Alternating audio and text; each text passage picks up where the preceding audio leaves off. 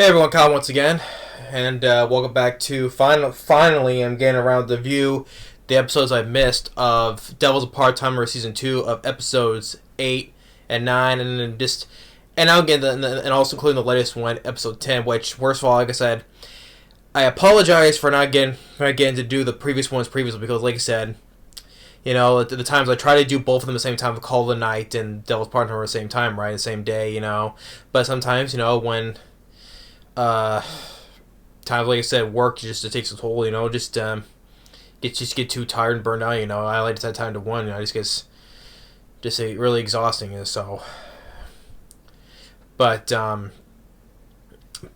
I just haven't found time to do both of them in the same day. So that's why once again I apologize for just skipping the last two ones, but I'll. So what I'm gonna do is gonna do all three in the same time, which just instead of doing it separate videos, take more time because I was trying to convey them all in the same video here. So, but just going by really quick, but starting with episode both of episode 8 and 9, because it's all in the same one location. Because like I said, as I've said before. Like I said, I've read the mangas up to this point where, which I'll get into right now. That after when their apartment got fixed, after they got back from the beach, right, and their apartment's been fixed, so now they decide that Chio is gonna take Mao and everyone else, well, except for Emmy and Susan, and Susanoo, right, Mao, Ashia, and Darushihara, that they're going to all go up and see Chio's family, her whole entire family. So yeah, her mom, her dad, and they're all gonna drive up to because Chio's family owns a farm, and it shows as they're driving all past all this land, right, which her entire family owns, all like acres and all this vegetables and stuff they've been growing, right. And which is as for anime, you know, it's a nice change, like, because they've been to the beach, you know, for the past couple episodes, nice change in scenery, right? And now we get to go to visit they get to meet Chio's whole entire family on their farm, and which was nice as well, you know. So, and of course, just it happens that Emmy and Susan are there. They just showing up there as well, along with Alice, and just a lot of fun dialogue, and as well as from everyone else, and once, you know, like especially more with Chio, because, you know, we're trying to, you know, get close to Mao, you know, because, you know, how she's always been trying to express how.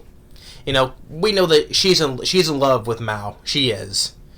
I mean, it's like how she expressed her feelings in one episode from before in the first season, right?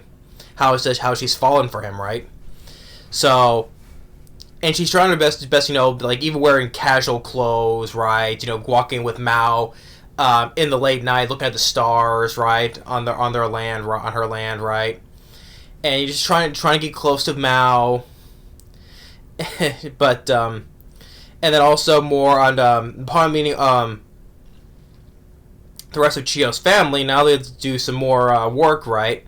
Like, especially like picking with like eggplants and more things. Which you also got a nice conversation between Mao and Emmy when they're like picking eggplants, and because he's like, now Mao is picking crops and all that stuff, right? And Emmy just reminding, you know, because, you know, back when he was a demon king, when he was the demon king, and how, you know, he just caused destruction and mayhem for all the humans, right? Especially burning down their fields and stuff like that, right? Well, it's just something that's considered that, you know, since now he's just doing all the labor on the work, on picking on the crops and crops, right? And, you know, picking the vegetables and all that stuff. It just reminds of how he just ended up burning all those fields down. Just Emmy, you know, just to how he taking all stuff away from her, including her dad, right? But also the thing is though, when we're with Emmy, because she's not expressing all that hatred. Well, she just know she still holds on to that he did all this, back when she was back in Anti Isla, right? But the thing is though, she doesn't hold that pure hatred. I want to destroy him all the time. That hatred towards him anymore. She's just been more, just because he's been behaving more humanly and growing accustomed to Earth, right, here in the human world. So she hasn't fully expressed that all that, yeah, I don't personally want to defeat you anymore, but the thing is, I still won't forget what you have done, though. And seeing him, she just sees him just, picking at vegetables, considering, that what he's done to all the fields and stuff to back in Anti Isla, right? So it's a nice good banter between the two of them. And of course, by the end of the 8th episode, when all of a sudden a bear approaches them, and then going into episode 9, when all of a sudden Emmy goes full force, and that bear just goes. Poof, one fell swipe, just sends the bear knocking that bear on his ass, right? Just goes running away, and then all of a sudden the people around that area, just been, memeing Emmy, she's the bear killer or whatever, the bear slayer and all that, right? And she's just drawn all this attention to herself and just like. Which was very, very funny as well. And which both episodes of 8 and 9 have been really good episodes. Like I said, them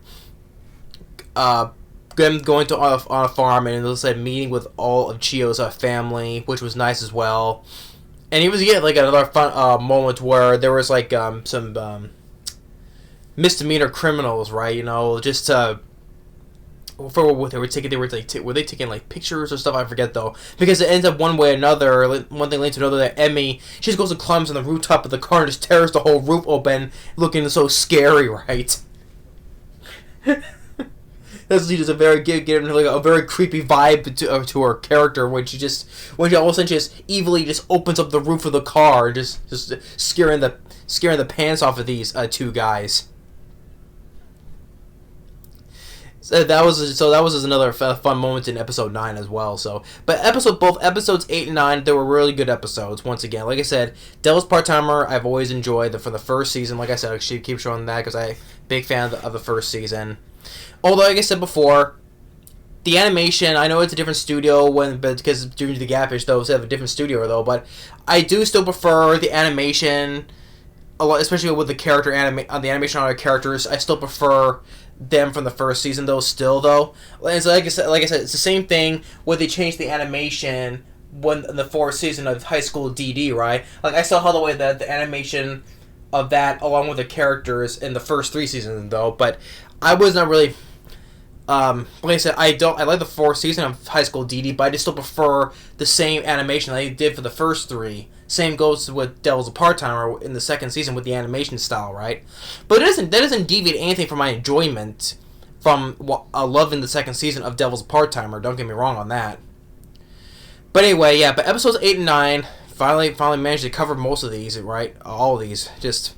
I know, but at least I apologize for being so late on these. But now getting into episode 10, the newest one right now. As soon as they get back from the farm. And now Mao, he wants to buy a TV.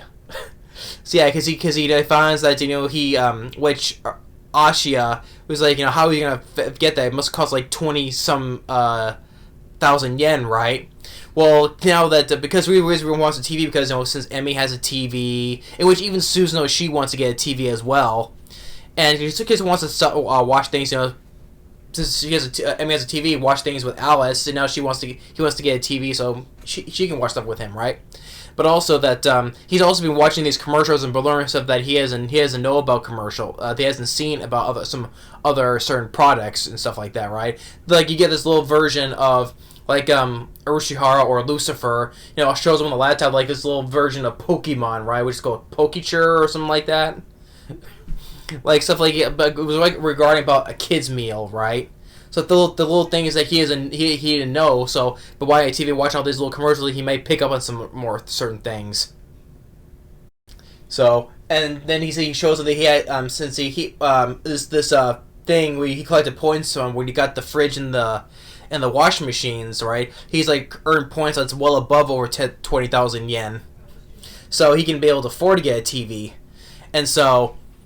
Then you go back with Emmy, who's talking to what was her name, who lives back in Anti-East. Like she's the little sorcerer that was with the big giant, the big muscle guy that came with them to help them back in the first season.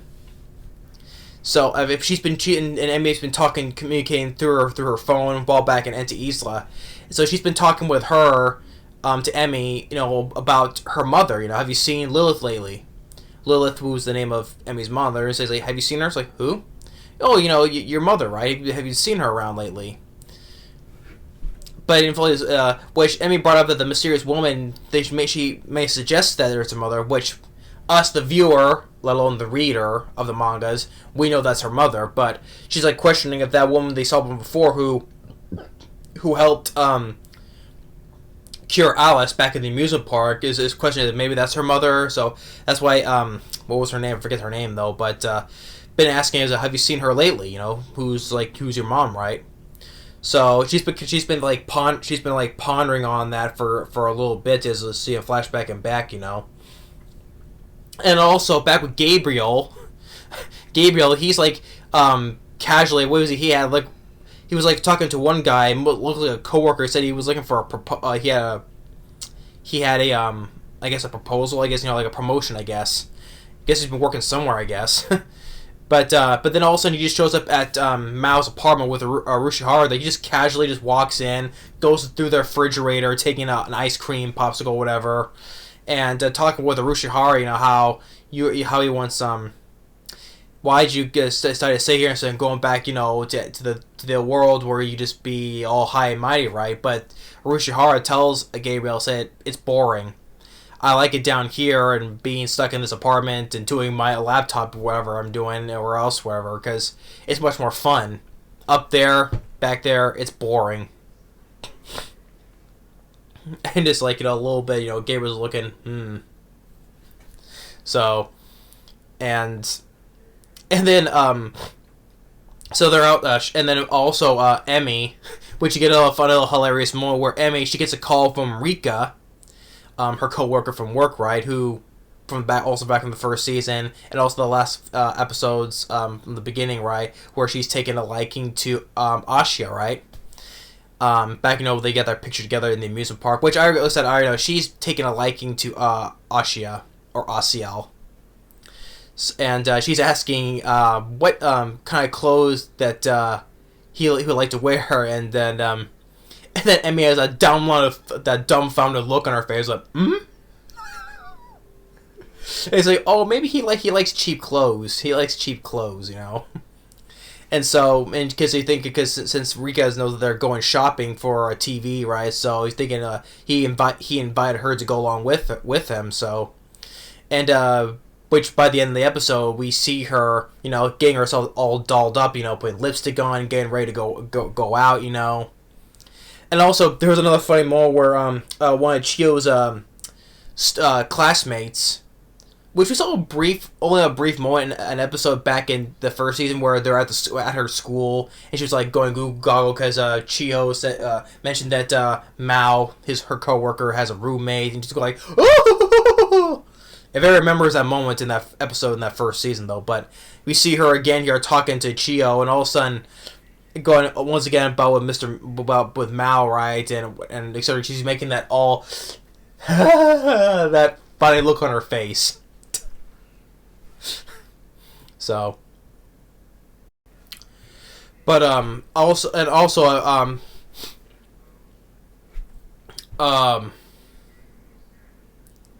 But also, there was also a bit of dialogue also that when Emmy was having with Susanoo on the train, talk about like possibly like worst case scenario and best case scenarios, because they were talking about how from before that the whole thing back on the beach, with the demons coming in here, and how Camino, the bird demon, right, was sent back there. How things are not quite as good back into Isla. How things are at wars with each other, and and Mal giving the command, hey, I'm still alive here. I'm still in charge here, right? But if they decides to go back, how things are going to turn out, back the way they were or whatever, back in Isla.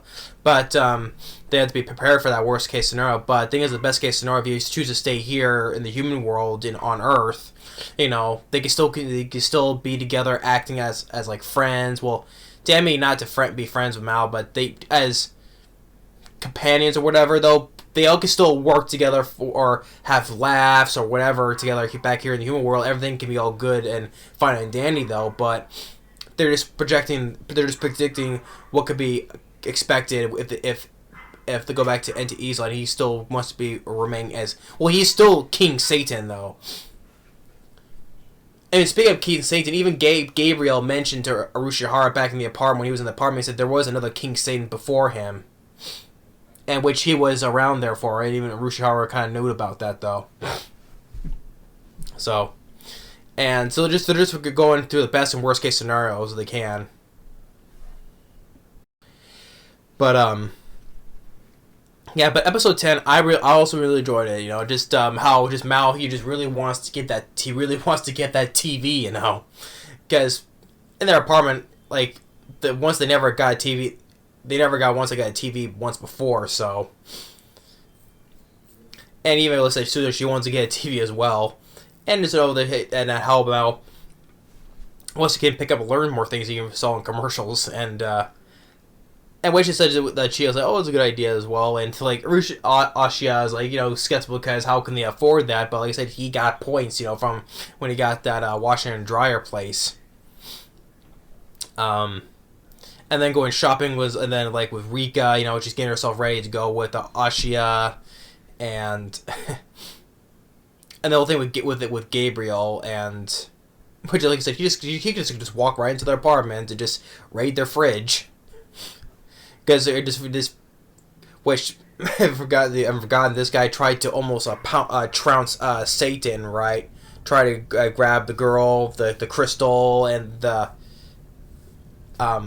trying to grab Alice and the crystal and all that.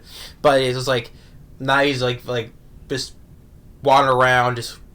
Well, I said, for a second, when we first saw him in this episode, like, do you have a job already? Because he was talking to a guy who was like working, right? And. But yeah. But episode 10 was another good episode. It really was. So yeah, finally I get to manage to just cover as much as I can on episode 8 and 9, and then covering also on 10. So I hardly do like all this combined episodes total because, like I said, work has been a lot tougher, and plus the last week I was out of town and I didn't get to do that, and taking time off on that from work, it's time to just get away and relax, right? So once again, I do apologize for missing on both being very late at 8 and on 9, and so I decided to just do all this at once, so I had to do it all separately, which is why it's taking a little longer than usual, because I'm talking about all 3 of the episodes, so yeah. But I enjoyed all 8 through 10. Like I said, Devil's a Part-Timer Season 2, it's been once again really, really great. I love Devil's a Part-Timer. And like I said, Call the Night, and now I have to do episode 11 of Call of the Night now, so that's got to be up next. Which the next episode of Call of the Night was really good as well, so I definitely have to get into that next. But that's episode 8 through 10 of Devil's a Part-Timer Season 2. Finally managed to get that done. It's like, oh my god, finally, I hate playing catch up, right? But yeah. But hope you enjoyed this. But thanks for watching. Stay tuned for the next episode review of Call of the Night, and we'll see you on the next video. Later.